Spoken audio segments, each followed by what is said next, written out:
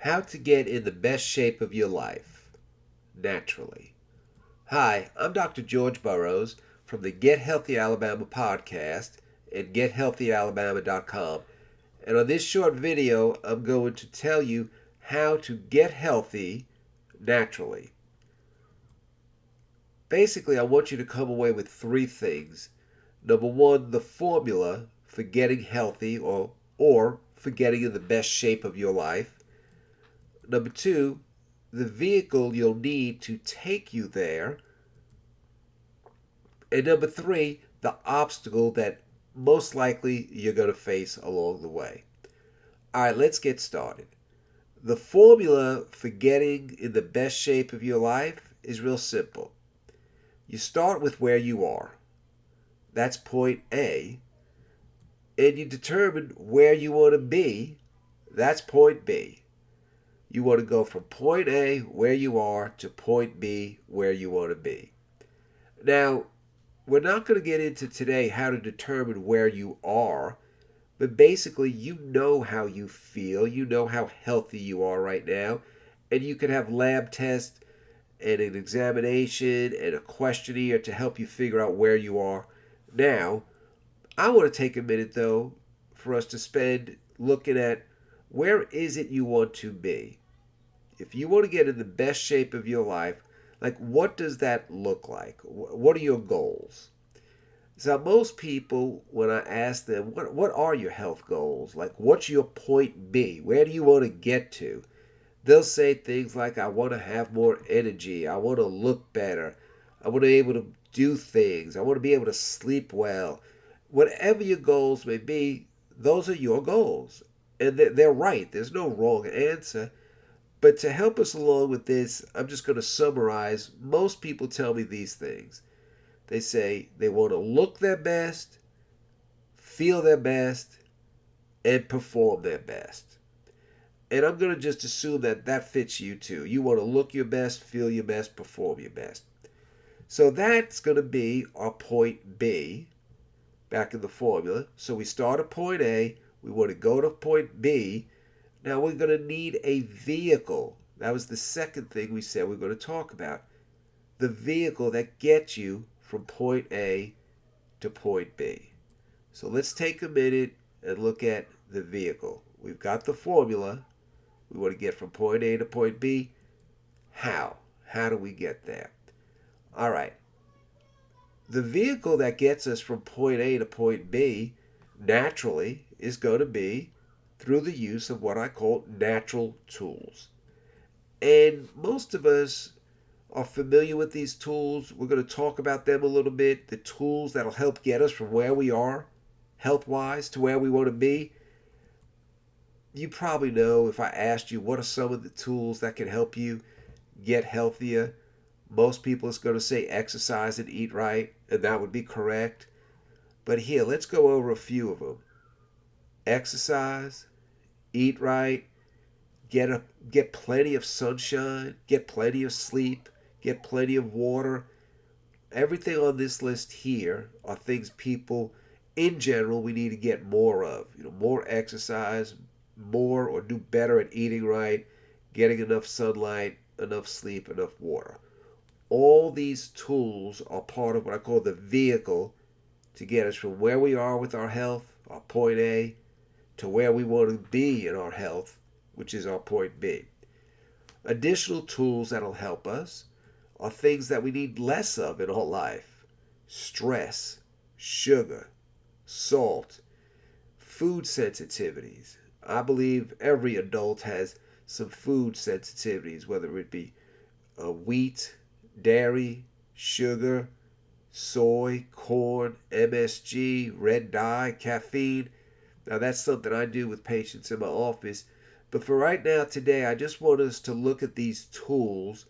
These are all things we can use to help us get the kind of health we desire. All right, so let's do just a real quick review of what we've done so far. We said the formula for getting in the best shape of your life or for getting healthier is to know you want to go from point A to point B, where you are to where you want to be, and that you need a vehicle that's going to help you get there. And that vehicle is just a set of natural tools that we just talked about. Now, that's two of the three things we said we wanted to talk about: the formula and the vehicle. And I want to stop for a second and I want to ask you a question. If we know the formula and we know the tools that'll get us from point A to point B, why do so many people fail to get there? Like, why do so many people fail in their attempt to get in the best shape of their life, especially when we know what to do? We know the formula and we have access to the tools. Well, that's going to lead us to the third thing I said we were going to talk about: the obstacle. We start at a point A, we want to get to a point B, but for some reason we do not get there. Why? What is preventing us from getting from point A to point B? It's not that we don't have the tools, we do. It's not that we don't have the discipline, most people do. Or at least I've seen plenty of people with the discipline, with the tools, still not get where they want. And the same with motivation, whatever it is, we're not getting to where we want to be. So let's look at that a little deeper, because I think the answer happens to actually lie in that point B. Where is it that you want to be? So again, let me say it this way. The reason why people don't get in the best shape of their life is not because they don't know how, nor is it because they don't have the tools or the discipline or the motivation. The reason why people don't get in the best shape of their life is because they can't see themselves being in the best shape of their life. Not being able to see yourself healthy is going to keep you from ever getting healthy. I think this is a huge problem in our society. You cannot go physically where your mind won't take you mentally. You just can't. It's almost like we have a built-in thermostat and we're not going to let the temperature, if you would, pass a certain point. We will not let ourselves get past a certain point of health because we don't think we deserve to. So let's look at this. Like, why don't we see ourselves being in the best shape of our lives? Why do we struggle seeing ourselves happy, seeing ourselves healthy? And quite simply, it's because we've been conditioned to believe we can't. Conditioned to believe that we're not good enough, that we're not worthy or deserving. I say these are lies, and really we should be asking, where do these lies come from? And how have we become conditioned to believe them? And I want to answer that question. Where do these lies come from that tell us that we can't be as healthy as we'd like, as we'd wish? We want to be, but we just don't believe we can be. How have we become conditioned to believe these lies? I think there's three sources, if you would. The first source, really, of these lies is ourselves, with our false humility. We're going to talk about that in a minute. The second is the media, and the third is the pharmaceutical industry. They're all brainwashing us, conditioning us to believe we can't be healthy. So let's look at these three. False humility. Sometimes I think we are our own worst enemy. And let me explain. Look at these words here: awesome, amazing, fantastic, great, wonderful.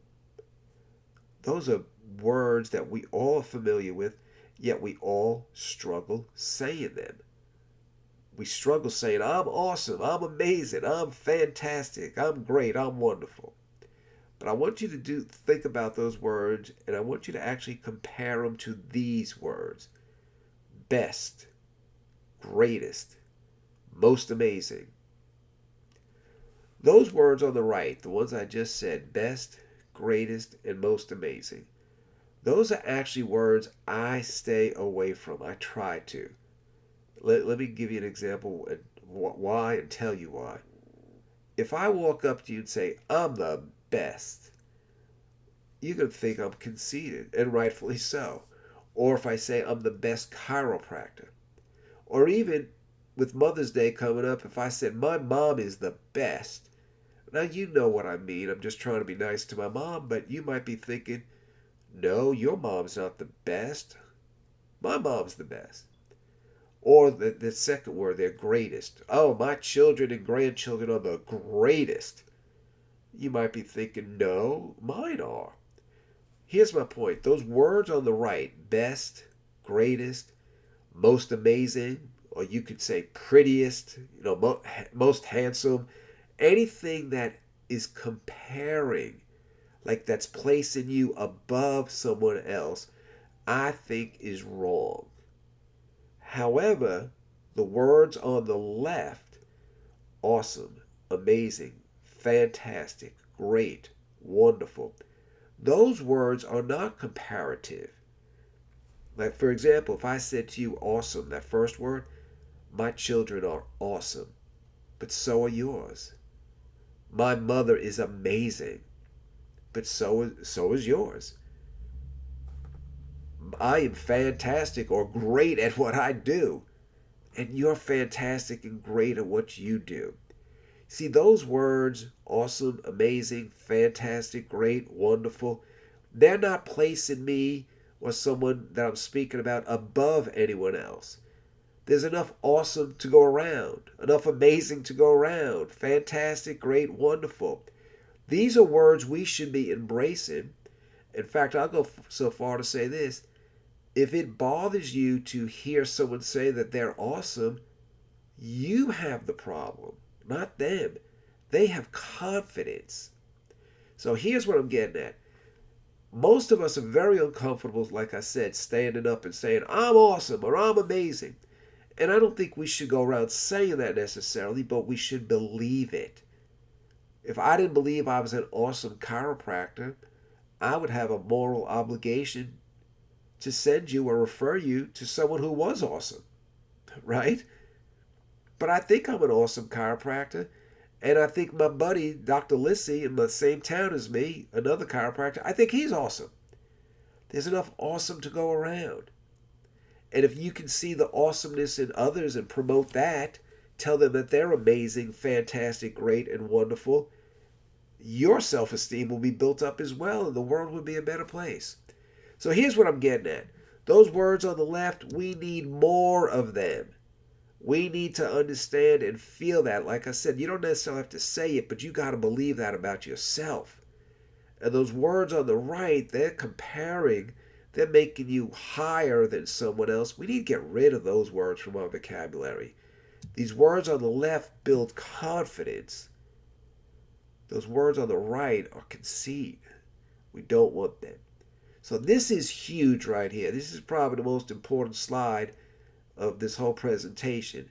Knowing who you are, knowing whose you are, makes you understand that you're awesome, amazing, fantastic, great, and wonderful, and that's built in confidence, not conceit. All right, I said there's 3 reasons why we're conditioned not to believe we can get to point B, not to believe we can be healthy and beautiful and strong and wonderful. It's that sense of false humility. We think we're being humble when we say we're not that great, we're not that awesome. We are awesome. We are wonderful. We are great. All right, what also conditions us to believe we can't be as healthy as we'd like is the media. And I'll keep this real brief, but just basic marketing of any product will tell you this, that businesses are going to use the media to convince you that without their product, whatever product that business sells, you're not whole, you're not complete. Like, hey, you need to have this or you need to have that.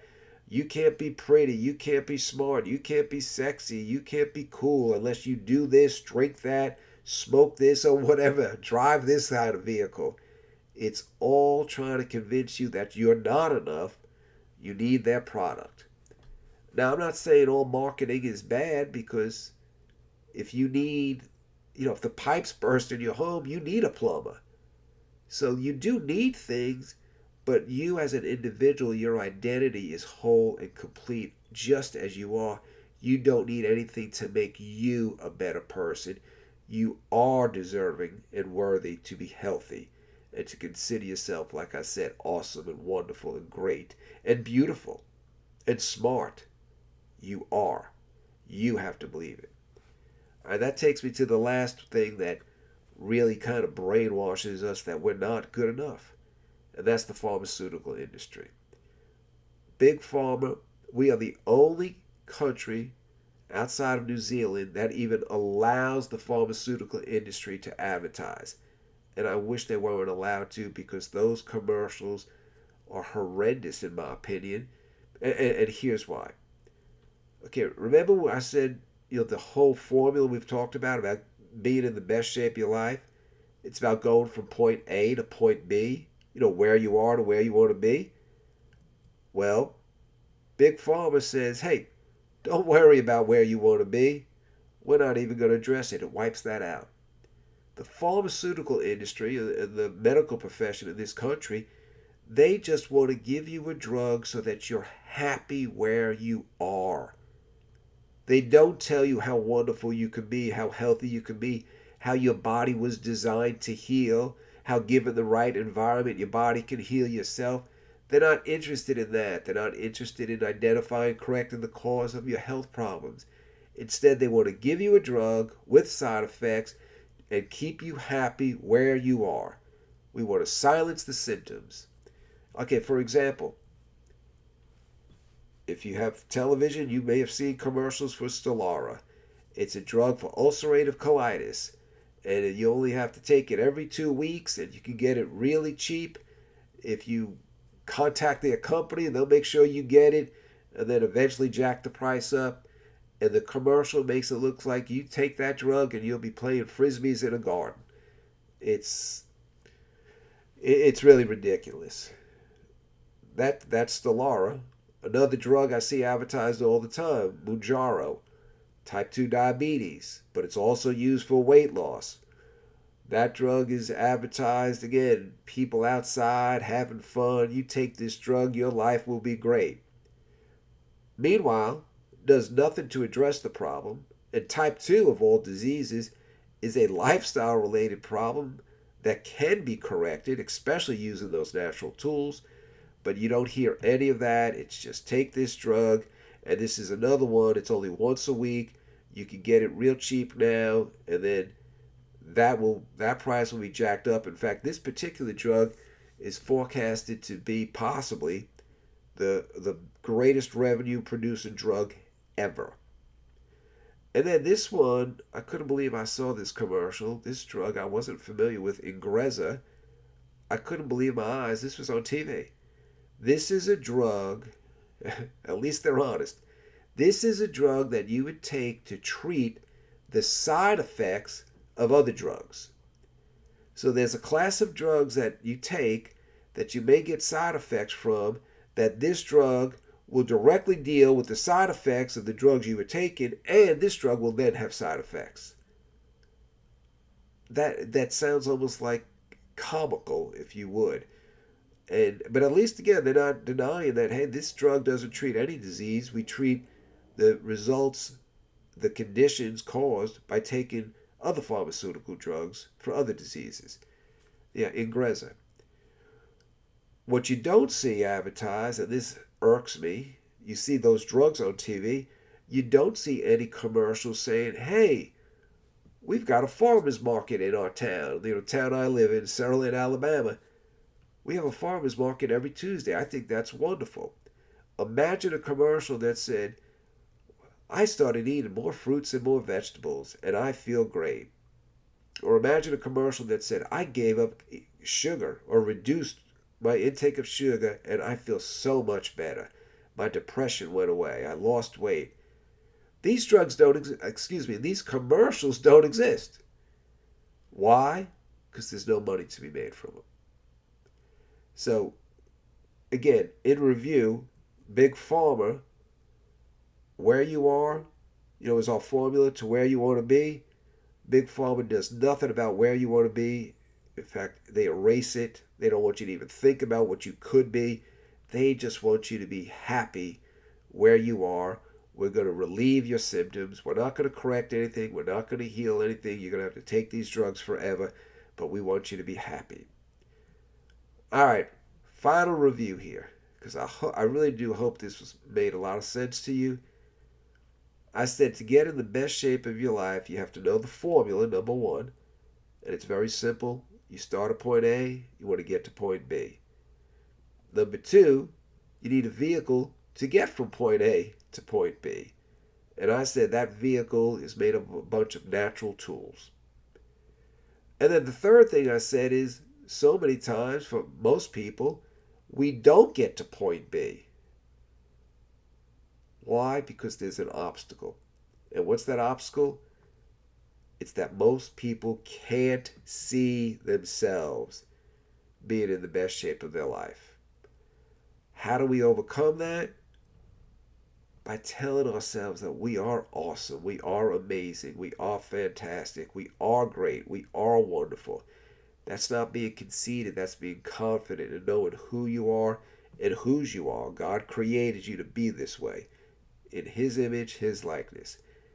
Conceit is when you think you're better than other people, when you say things like, I'm the best, I'm the greatest, I'm the most amazing. No, stay away from that. But don't deny and don't shy away from who you are. Be a confident man or woman. And then finally, the tools that'll help you get from point A to point B, once you have that confidence, once you know who you are, exercise, eat right, get plenty of sunlight, plenty of sleep, plenty of water, and stay away and minimize stress, sugar, salt, food sensitivities, and seed oils. All right, I know that was a lot, but I hope you found this helpful. And if you get a chance, go to gethealthyalabama.com, check out the podcast, sign up there. We have a symptom survey that'll help you figure out the best digestive enzyme for you, and that will sign you up for my daily emails. All right, thanks for listening. I really appreciate it.